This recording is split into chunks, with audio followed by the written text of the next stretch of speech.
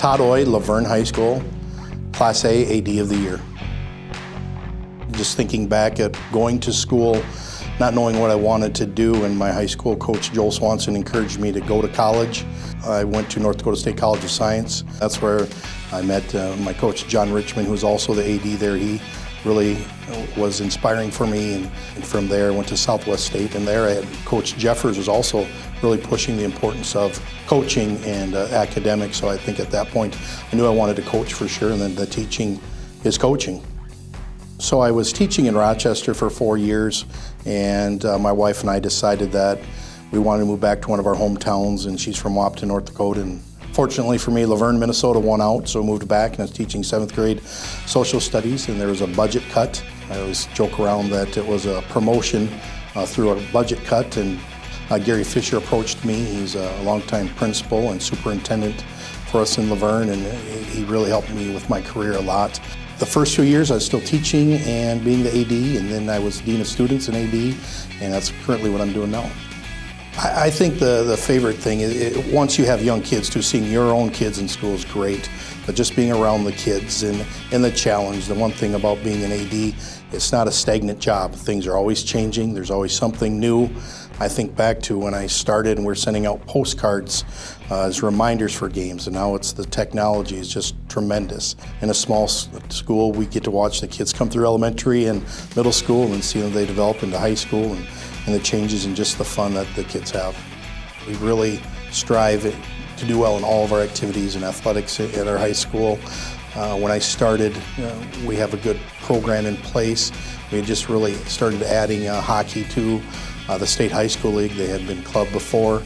They've had some success and been to the state tournament. So I would say some of the proudest moments might be more of a father as an AD, as well as my daughter was on one of those hockey teams, and she got to sing the national anthem. There's so many stories. As far as probably one of the first ones was my first meeting I went to. We were part of the Southwest Conference, and we had our meeting and we were doing scheduling, and I was sitting next to Bob Nangle, the longtime AD in Pipestone, and I'm sitting there going, I'm going to get this right, and I'm writing everything down on my pen and getting all the dates correct, and he looks over and kind of gives me a side eye and shakes his head a little bit, and I don't know what's going on. Kind of seemed like a grumpy guy, and then all of a sudden I realized I'd made a mistake, and I went to try to erase my entry, and I said, I screwed up, didn't I? And he just laughed, and it just really started a great friendship as a mentor for me, and I'd pick him up to meetings, and so it's nothing crazy, but it's a lot of those small memories that you keep, and the stories you'd listen to. Bob would talk about the longtime AD in Laverne, Elmer Minage, and just being able to talk to those guys, it was very memorable. Both those guys, Mr. Nangle, Mr. Minage, said, get involved, use your strengths, but don't be afraid to try something that you're not comfortable with doing. The opportunity comes up to do a karaoke. I try to put on a show. So I say, grab that mic, get out of your comfort zone, help out whenever you can.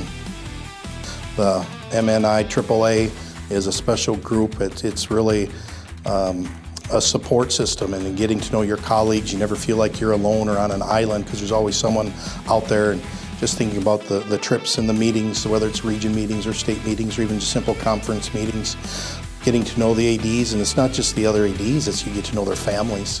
And it's just something that's been very special to be a part of. To win this award, it kind of solidifies that we've been doing the right things. And when I say we, it's our whole community and our school and our region and our section. So very humbled by it. All the people that have helped me get to where I'm at and what I've done is my parents right away. My dad, he really doesn't understand my love for sports, and my mom and dad, they joke around that when I turned 16, they never saw me anymore. It was just the taillights of my car going to town. So they've always been very encouraging. But really, there's so many things, but a lot of it comes back to the community of Laverne. We have great parents and great families. The school is fabulous. Our grounds are taken care of, and that goes back to the community of Laverne itself. And obviously everybody's going to have bumps in the roads every once in a while, but our community is just fabulous. The administration, I mentioned Gary Fisher. Principals Ryan Johnson and Jason Phelps right now are outstanding. I have to bring up Mr. Craig Oftedal. He was a superintendent in War Road and AD in War Road, and we're fortunate to get him down in Laverne. I'd also like to thank the Region 3A ADs for nominating me and voting for getting me in this position for this award.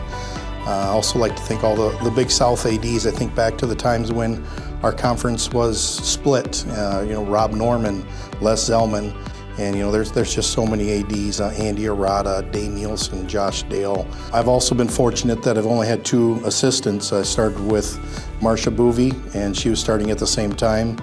And right now Colette Hansen has been in the school for a long time. And 3A secretaries, Jim Lasley was an amazing man, and then Bob Gray took over for him, and which that brings you to the MnIAAA, which, as I've mentioned, is just an outstanding organization.